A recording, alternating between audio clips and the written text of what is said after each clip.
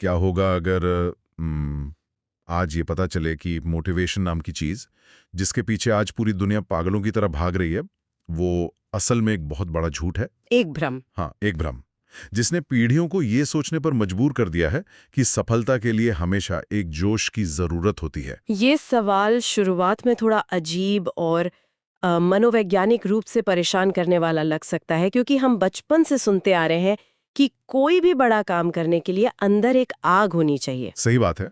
लेकिन आज के इस गहरे विश्लेषण में हम जिन स्रोतों पर बात कर रहे हैं, वो बिल्कुल यही इशारा कर रहे हैं कि ये आग हमेशा जलती नहीं रह सकती। तो आज के इस डीप डाइव में हम हैबिट बिल्डिंग पर आधारित एक मशहूर किताब how to stay discipline without motivation और बिहेवियरल साइंस के उन आर्टिकल्स का विश्लेषण कर रहे हैं जो इंसानी दिमाग की वायरिंग को समझाते हैं। हमारा मिशन ये खोजना है कि कैसे बिना मोटिवेशन के भी इंसान बिल्कुल अनस्टॉपेबल बन सकता है। हम्म। मतलब हम अक्सर एक कहानी देखते हैं जो हर स्टूडेंट और हर प्रोफेशनल की जिंदगी का बहुत ही आम हिस्सा है। रात का समय होता है, अचानक से अंदर एक जबरदस्त जोश जागता है। रात वाली मोटिवेशन। हाँ वही, शायद कोई वीडियो देख लिया या किसी सफल इंसान की कहानी पढ़ ली, फिर एक परफेक्ट प्लान बनता है कि सुबह 5 बजे का अलार्म लगाना है, उठकर वर्कआउट करना है, फोन बिल्कुल इस्तेमाल नहीं करना है और पूरे फोकस के साथ पढ़ाई या काम करना है। और रात को सोते समय ऐसा महसूस होता है कि बस कल से तो जिंदगी की एक नई शुरुआत होने वाली है। लेकिन फिर सुबह वो 5 बजे का अलार्म बजता है, कमरे में अंधेरा होता है और बाहर थोड़ी ठंड, और अलार्म बजते ही वो रात वाला सारा जोश, वो सारी कस्में अचानक से गायब हो जाती हैं। बिल्कुल गायब। उस गर्म कंबल के अंदर से दिमाग एक बहुत ही धीमी लेकिन असरदार आवाज में कहता है, आज रहने देते हैं, कल से पक्का शुरू करेंगे। एक दिन कम सोने से वैसे भी तबीयत खराब हो सकती है। एग्जैक्टली उस एक पल में कोई बहुत बड़ा पहाड़ नहीं टूटता, बस एक छोटी सी फीलिंग आती है और लोग उस फीलिंग के आगे हार मान लेते हैं। दिन खत्म होता है और अंदर एक अजीब सी गिल्ट बैठ जाती है। लोग बार बार इस लूप में क्यों फंस जाते हैं? इस पूरी परेशानी की जड़ यही है कि लोग सोचते हैं कि उनमें डिसिप्लिन की कमी है। वो खुद को कोसते हैं, लेकिन असल में वो मोटिवेशन के भरोसे बैठे रहते हैं। विज्ञान के नजरिए से देखें तो मोटिवेशन कुछ नहीं, बस एक फीलिंग है, एक भावना है। Okay, let's unpack this. देखो, फीलिंग्स हमेशा मौसम की तरह बदलती रहती हैं।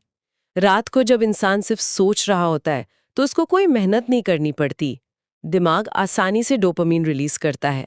लेकिन सुबह जब एक्शन लेने की बारी आती है तो शरीर को ऊर्जा खर्च करनी पड़ती है। तो इसका मतलब संडे को कोई मोटिवेशनल वीडियो देखकर जो जोश आता है वो मंडे की सुबह तक इसलिए गायब हो जाता है क्योंकि इंसान का मूड बदल चुका होता है। हाँ, अगर सब कुछ मौसम की तरह बदलती फीलिंग्स पर टिका है तो फिर सफलता तो हमेशा दांव पर लगी रहेगी। ये तो काफी डरावनी बात है। अगर मोटिवेशन पर भरोसा नहीं कर सकते तो फिर असली रास्ता क्या है? इंसान अपने लक्ष्य तक आगे कैसे बढ़े? यहीं पर हमारे स्रोतों से एक बहुत बड़ा रहस्य निकल कर आता है।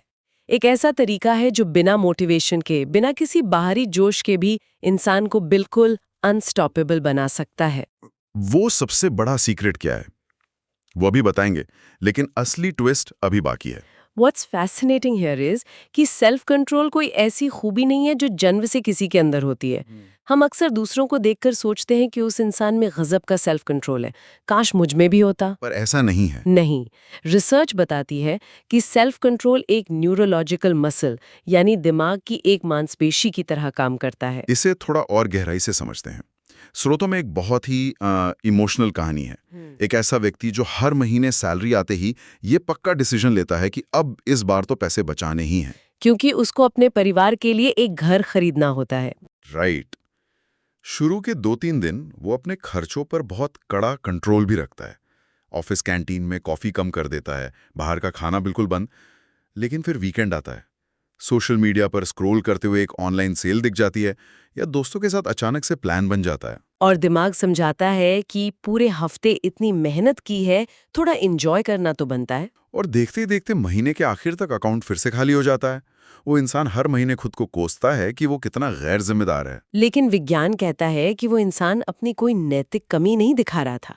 मनोविज्ञान में इसे ईगो डिप्लीशन कहते हैं।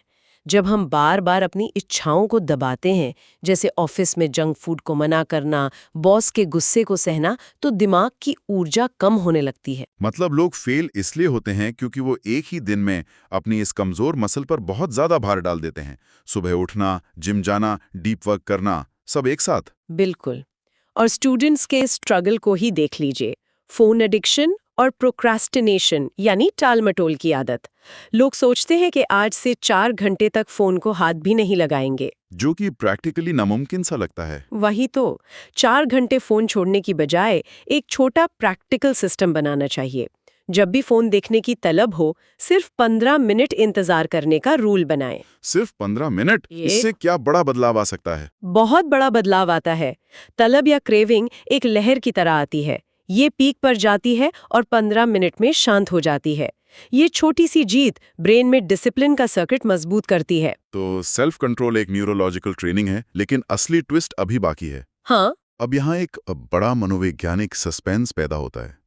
अगर सेल्फ कंट्रोल वाकई में एक मसल है और वो दिन भर के छोटे छोटे फैसलों से थक जाती है, तो फिर कुछ लोग ऐसे क्यों होते हैं जो पूरे दिन बिना थके फोकस बनाए रखते हैं? क्योंकि वो बहुत ही चालाकी से उस थकान तक पहुंचने ही नहीं देते। बात डिसीजन फटीग की है, फैसले लेने से होने वाली मानसिक थकान। जैसे वो स्टडी जिसमें जज लंच से पहले पैरोल की अर्जियां ज्यादा खारिज करते हैं क्योंकि उनका दिमाग थक चुका होता है, और नो कहना सबसे आसान शॉर्टकट होता है। एग्जैक्टली। हर बार जब हम कोई छोटा सा भी फैसला लेते हैं, जैसे सुबह क्या पहने या क्या खाएं, तो हमारे दिमाग का प्रीफ्रंटल कॉर्टेक्स बहुत सारा ग्लूकोज जलाता है। हमारे पास एक कॉर्पोरेट कर्मचारी का एग्जाम्पल है। वो हर संडे रात को अपना पूरा रूटीन सेट करता था, एक एक घंटे का हिसाब। लेकिन मंडे आते ही ऑफिस का प्रेशर और रैंडम कॉल्स के बीच उसका सारा रूटीन ताश के पत्तों की तरह बिखर जाता था। फिर उसने एक छोटा सा बदलाव किया। उसने अपने दिन के शुरुआती 90 मिनट को नॉन नेगोशिएबल डीप वर्क बना दिया। यानी उस वक्त फोन बिल्कुल साइलेंट। हाँ, और क्या काम करना है ये सुबह नहीं बल्कि एक रात पहले ही तय कर लिया जाता था। उसकी मानसिक ऊर्जा बची रहती थी। मजबूत लोग हर दिन कड़े फैसले नहीं लेते, वो फैसले लेना ही कम कर देते हैं। वो अपना माहौल ऐसा डिजाइन करते हैं जहां सही काम करना डिफॉल्ट बन जाए, जैसे फ्रिज में जंक फूड न रखना। इसे बिहेवियरल साइंस में फ्रिक्शन कहते हैं। बुरी आदतों के बीच फ्रिक्शन बढ़ा दें और अच्छी आदतों के बीच फ्रिक्शन कम कर दें।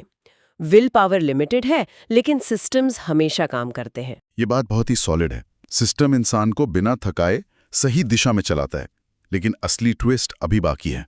सही कहा। Here's where it gets really interesting. Delayed gratification, यानी भविष्य के किसी बड़े फायदे के लिए आज के किसी छोटे मजे को छोड़ देना। एक भयंकर मानसिक लड़ाई चलती है अंदर।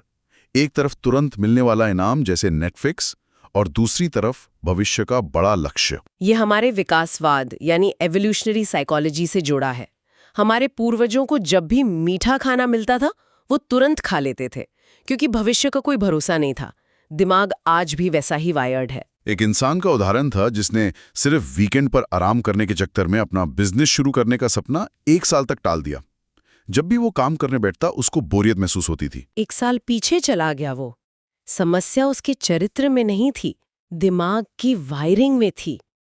लोग बोरियत, शक या फ्रस्ट्रेशन जैसी भावनाओं को ही सच्चाई मान लेते हैं। जब लोग सोचते हैं कि बोरियत हो रही है तो मतलब ये काम उनके लिए बना ही नहीं है। यही सबसे बड़ी भूल है।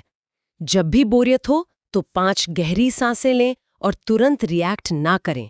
इमोशन को पैसेंजर बनाएं, ड्राइवर नहीं। मूड कैसा भी हो, सिर्फ 30 मिनट पढ़ाई करूंगा वाला रूल इसमें बहुत काम करता है। ज़ैगानिक इफेक्ट की वजह से, राइट? बिल्कुल। हमारा दिमाग अधूरे कामों को पसंद नहीं करता।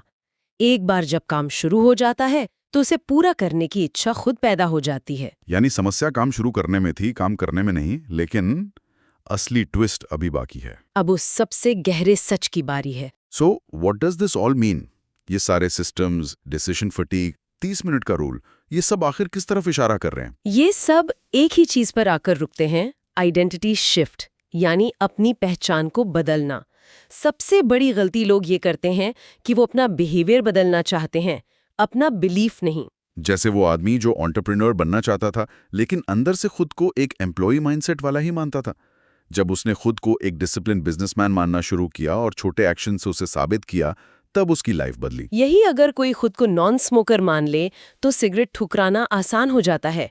डिसिप्लिन कोई सजा नहीं रह जाता, बल्कि ये इस बात का सबूत बन जाता है कि इंसान असल में है कौन। तो आज की इस चर्चा के सभी मुख्य बिंदुओं को अगर समेटें तो एक बड़ा नजरिया मिलता है।